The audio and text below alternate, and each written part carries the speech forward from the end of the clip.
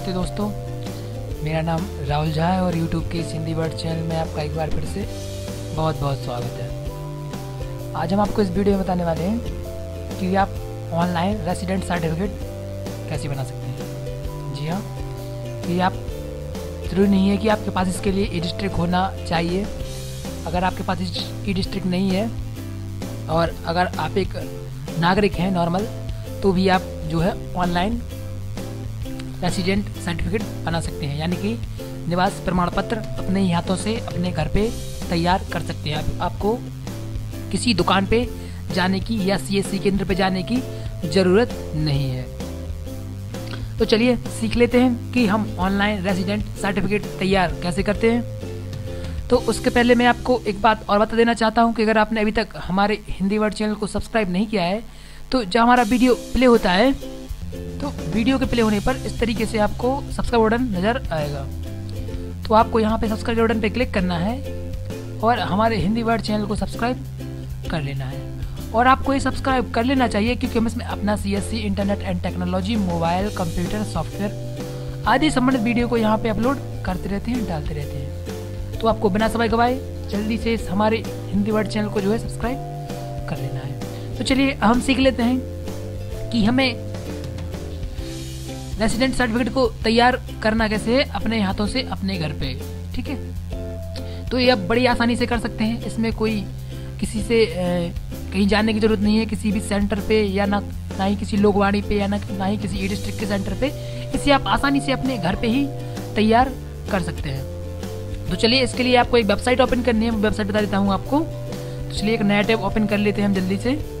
तो ये हमने एक नया टैब ओपन करा और इसमें वेबसाइट डाल देते हैं वो यूपी ऑनलाइन, और इसे ओपन कर लेते हैं इस वेबसाइट को। तो जैसे ही वेबसाइट ओपन हो जाती है तो यहाँ पे आप देख सकते हैं, यहाँ पे लिखा हुआ है सिटीजन सर्विस। ठीक है, यहाँ पे आप देख सकते हैं ऑनलाइन सिटीजन सर्विस लिखा हुआ है। आपको इस सिटीजन सर्विस पे क्लिक करना है। तो चलिए इस ऑनलाइन सिटीजन सर्विस पे हम क्लिक करते हैं। तो ये हमने ऑनलाइन सिटीजन सर्विस पे क्लिक करा और इस सिटीजन सर्विस का एक नया पेज खुल गया है। या फिर डायरेक्ट इस लिंक को मैं आप डिस्क्रिप्शन में डाल दूंगा, आप डायरेक्ट इस पेज पे आ सकते हैं इस लिंक के माध्यम से। तो चलिए शुरू करते हैं। तो सबसे पहले आप इस पे अपना यहाँ पे आप अपना रजिस्टर कर लीजिए। यहाँ पे अपना तो रजिस्ट्रेशन आप कर सकते हैं, कुछ ही मिनट में यह जो है यहाँ पे रजिस्ट्रेशन हो जाता है। चूँकि मैंने अपनी पिछली वीडियो में बनाया हुआ है तो वो मैं वीडियो डिस्क्रिप्शन में भी डाल दूंगा, जिसके माध्यम से आप इस पर रजिस्ट्रेशन कर सकते हैं। तो जैसे ही रजिस्ट्रेशन करने के बाद आप इस पेज पे आते हैं तो यहाँ पे अपना यूजर नेम और पासवर्ड यानी कि OTP डाल के लॉग इन हो जाइए। तो रजिस्ट्रेशन का पूरा प्रोसेस का वीडियो मैं डाल दूंगा, तो आप वहाँ पे देख सकते हैं और रजिस्ट्रेशन कर सकते हैं। तो चलिए मैं सीधे अब लॉगिन करता हूँ। तो लॉगिन कर लेते हैं हम इसमें। तो इस कैप्चे को डालते हैं यहाँ पे। पहले तो हम यहाँ पे यूजर नेम डाल देते हैं और यहाँ पे अब मैं पासवर्ड डाल देता हूँ और यहाँ पे अब मैं इस कैप्चे को टाइप कर लेता हूँ।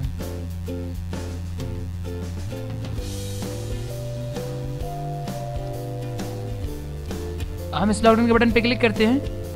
तो जैसे ही हम इस सबमिट बटन पे क्लिक करते हैं तो हमारी जो आईडी है वो लॉग्ड इन हो जाएगी। तो आप देख सकते हैं कि हम अपने पोर्टल में लॉग्ड इन हैं। तो सबसे पहले तो मैं आपको बता दूं कि आप आवेदन करेंगे यहाँ से, यहाँ पे लिखा हुआ है आवेदन भरें, आप देख सकते हैं। लेकिन कुछ लोगों ने मुझसे पूछा है कि ये आवेदन कहाँ आएगा, जब ये बन जाएगा आपका डॉक्यूमेंट तो कहाँ आएगा। तो मैं उनको बता दूँ कि यहाँ पे आप आवेदन करेंगे, लेकिन यहाँ पे देखिए ऑप्शन दिया हुआ है निस्तारित आवेदन। तो जैसे ही आप इस निस्तारित आवेदन पे क्लिक करेंगे तो आपको उनकी सूची नजर आएगी जितने भी आपने तैयार कर लिए होंगे। ठीक है, तो यहाँ पे आप निस्तारित आवेदन पे देख सकते हैं। अगर आपको किसी आवेदन की रसीद निकालनी है, प्रतिलिपि निकालनी है, रिसिप्ट, तो यहाँ से आप रसीद की प्रतिलिपि पे क्लिक करके उस रसीद संख्या डाल के उसकी आप रसीद को प्रिंट कर सकते हैं। अगर आप किसी का सेवा शुल्क भुगतान करना चाहते हैं यानी कि किसी का पेमेंट करना चाहते हैं तो यहाँ पे लिखा हुआ है सेवा शुल्क भुगतान, तो आप वहाँ पे किसी भी अगर आपने किसी चीज़ का पेमेंट नहीं किया है तो पेमेंट कर सकते हैं। ठीक है, चलिए अब बात करते हैं कि हमें फॉर्म भरना कैसे है। तो हम क्लिक करते हैं आवेदन भरें पे। तो ये लिखा हुआ है आवेदन भरें। तो जैसे ही हम आवेदन भरें पे क्लिक करेंगे तो यहाँ पे आवेदन की एक सूची हमारे सामने खुल जाएगी। तो देख सकते हैं यहाँ पे एक ये ऑप्शन आ गया है सेवा चुने। तो यहाँ पे हम आवेदन का चयन कर लेंगे, जो भी आवेदन हमें भरना है। तो हमें फिलहाल यहाँ पे रेसिडेंट सर्टिफिकेट यानी कि निवास प्रमाण पत्र तैयार करना है। तो यहाँ पे हम निवास पे क्लिक करेंगे और ये देखिए जैसे इस पे क्लिक करा तो यहाँ पे ये फॉर्म जो है हमारे सामने आ गया। यहाँ देखिए निवास प्रमाण पत्र आवेदन पर क्लिक करें, तो इस पर हम जैसे ही क्लिक करेंगे तो हमारे पास ये आवेदन ले आएगा कि इस आवेदन को जो है हमें फिल करना है। तो ये देख सकते हैं ये आवेदन हमारे सामने आ गया है। अब इस आवेदन को हमें स्टेप बाय स्टेप नॉर्मल तरीके से फिल करना है। तो चलिए जल्दी से हम इसे भर लेते हैं इस आवेदन को। सबसे पहले यहाँ पे आप ग्रामीण और नगरीय जो भी आप हों यहाँ पे सिलेक्ट कर लीजिए, या तो ग्रामीण या नगरीय। तो मैं यहाँ पे ग्रामीण ही रखने वाला हूँ, और यहाँ पे मैं प्रार्थी का नाम डाल दूंगा, और यहाँ पे मैं इनके पिता का नाम डाल दूंगा, और इसके बाद मैं यहाँ पे माता का नाम डालूंगा इनकी, और इसके बाद यहाँ पे इनकी डेट ऑफ बर्थ डालूंगा। इसके बाद यहाँ पे इनका जन्म स्थान डालूंगा।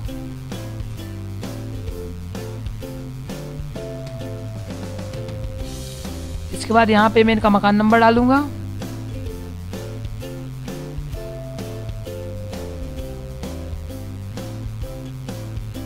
और इसके बाद मैं यहाँ पे इनका जो जनपद है वो सिलेक्ट करूंगा और तहसील सिलेक्ट करूंगा।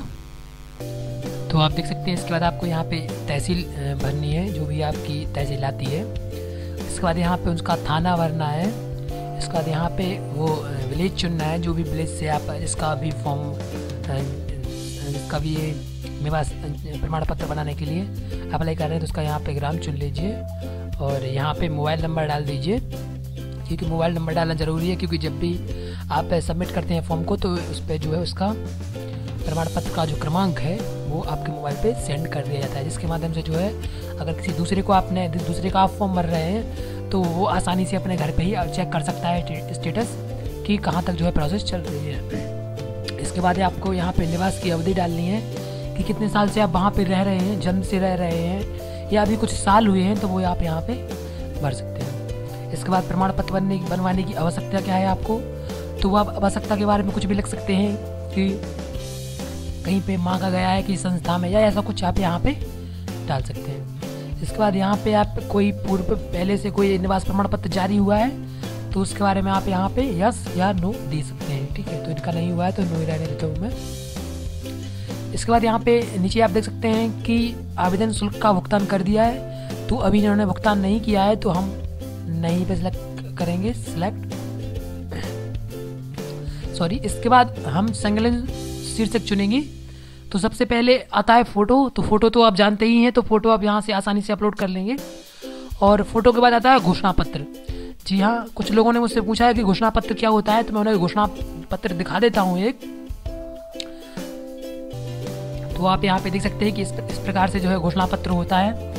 यह स्वप्रमाणित घोषणा पत्र होता है। यहाँ पे इन्फॉर्मेशन लिखी जाती है कि मैं प्रमाणित करता हूँ कि मैं घोषणा करता हूँ या करती हूँ आवेदन पत्र दिए गए विवरण तत्व व्यक्तिगत जानकारी विश्वसनीय शुद्ध है। ऐसा कुछ इसमें लिखा रहता है। तो आप ये नेट से भी इसका प्रारूप डाउनलोड कर सकते हैं। ठीक है, या फिर आप हाथ से लिखना चाहें इसको तो हाथ से भी लिख सकते हैं स्वप्रमाणित घोषणा पत्र को। तो या फिर आप कहीं से भी, या फिर इसकी वेबसाइट पे मैं आपको दिखा देता हूँ बैक करके, वहाँ से आप इसे डाउनलोड कर सकते हैं। तो आप देख सकते हैं इस वापसी में आप इस पेज पे आएंगे, यहाँ पे आप सर्विस अवेलेबल सर्विस पे क्लिक करेंगे और यहाँ से आप घोषणा पत्र को जो है प्रारूप को डाउनलोड कर सकते हैं और इस फॉर्म को भी डाउनलोड कर सकते हैं। यहाँ पे देखिए यह लिखा हुआ है स्वप्रमाणित घोषणा पत्र का प्रारूप। इस पर आप क्लिक करेंगे तो ये आपको जो है PDF फाइल में उसका एक प्रारूप तैयार करा देगा और यहाँ से आप प्रिंट कर सकते हैं और यही भर के जो है आप अपलोड कर सकते हैं। ठीक है, तो यहाँ से आप निकाल सकते हैं स्वप्रमाणित घोषणा पत्र। तो ये आप देख सकते हैं यहाँ से इस प्रकार का घोषणा पत्र आएगा। तो ये भी और वो भी सेम ही है, कोई सा भी आप डाल दीजिए, दोनों काम करेंगे। ठीक है, तो ये घोषणा पत्र हो गया। अब घोषणा पत्र के बाद अब जो है आप यहाँ से आप अगर और कुछ देखना चाहें कि क्या क्या लगना है इसमें अधिवास प्रमाण पत्र में, तो वो आप यहाँ से पढ़ सकते हैं कि ये सारी चीज़ें इसकी ज़रूरत है। ठीक है, तो यहाँ से आप वो देख सकते हैं। इसके बाद घोषणा पत्र के बाद अब आप यहाँ पे घोषणा पत्र राशन कार्ड या बिजली का बिल, ये तो आप जानते ही हैं, तो ये आप अपलोड कर दीजिए। इसके बाद वोटर ID की छायाप्रति या आपके पास आधार कार्ड की छायाप्रति है तो आप यहाँ अन्य पे क्लिक करके उस आधार कार्ड को जो है डाल सकते हैं।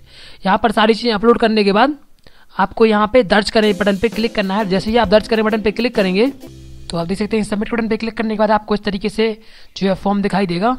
आपका फॉर्म सबमिट हो गया है। और जब आप इसे नीचे स्क्रॉल करेंगे इससे नीचे और आपको इसके बाद पेमेंट करना है। चलिए इस तरीके का फॉर्म आ गया है, हम नीचे स्क्रॉल करते हैं इसे और पेमेंट पे क्लिक करते हैं। तो चलिए स्क्रॉल करें इसे, तो आप देख सकते हैं यहाँ पे लिखा हुआ है कि सेवा शुल्क के लिए यहाँ क्लिक करें। तो आपको इसका सेवा शुल्क जो है वो जमा करना है, तो यहाँ पे आप क्लिक कर दीजिए।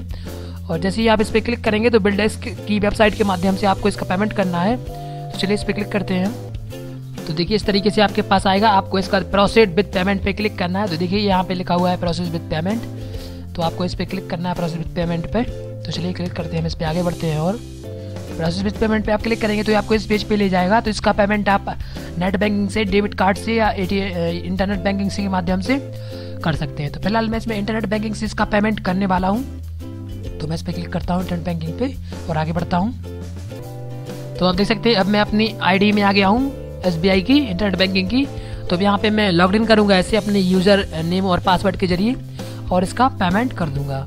तो जैसे ही आप इसका यूज़र नेम पासवर्ड डाल के इसका पेमेंट करते हैं तो आप देख सकते हैं कि आखिरी में ये आपको इस तरीके से आपकी जो प्रिंट की रिसिप्ट है पेमेंट करने के बाद ये रिसिप्ट आपको दे देगा। ठीक है, यहाँ से आप इस रिसिप्ट को प्रिंट कर सकते हैं और कस्टमर अगर किसी दूसरे को देना है, आप दूसरे कर रहे हैं तो आप उसे रिसिप्ट निकाल के दे सकते हैं। और यहाँ पे देखिए ये लिखा हुआ है प्रमाण पत्र निर्गत करने की अपेक्षित तिथि 6/9/2016, मतलब 7 दिन के अंदर जो है आपका डॉक्यूमेंट बन जाएगा। इसका मैक्सिमम जो टाइम है वो 20 दिन का है, लेकिन ये 7 दिन के अंतर्गत ही बना देते हैं। तो जैसे ही आपका सर्टिफिकेट बन के तैयार होगा, तो जैसे कि मैंने आपको बताया था कि ये यहाँ पे, तो आप देख सकते हैं आपको इस निस्तारित आवेदन पे क्लिक करना है। और जैसे ही आप इस पे क्लिक करेंगे निस्तारित आवेदन पे, तो देखिए जो भी डॉक्यूमेंट आपके तैयार हो जाएंगे वो आपको इस इनबॉक्स में मिल जाएंगे और आप इस पे क्लिक करके उस जो है उसको यहाँ से प्रिंट कर लीजिए। तो मैं उम्मीद करता हूँ कि यहाँ से आप सारे सर्टिफिकेट जो है, अगर आप और किसी के सर्टिफिकेट को जो है तैयार करना चाहते हैं तो मैं उसका वीडियो डिस्क्रिप्शन में डाल दूंगा। मैंने और भी सर्टिफिकेट का वीडियो बनाया है, अगर रजिस्ट्रेशन का भी वीडियो मैं इस डिस्क्रिप्शन में डाल दूंगा, और जो है आसानी से इस पर रजिस्ट्रेशन कर पाएंगे और जो है इस पर डॉक्यूमेंट जनरेट कर पाएंगे। तो उम्मीद करता हूँ कि आपको ये हमारा वीडियो पसंद आया होगा। अगर आपको हमारा वीडियो पसंद आया है तो शेयर करें, लाइक करें और हमारे हिंदी वर्ड चैनल को सब्सक्राइब करना बिल्कुल मत भूलिए। हमारा वीडियो देखने के लिए आपका बहुत बहुत धन्यवाद।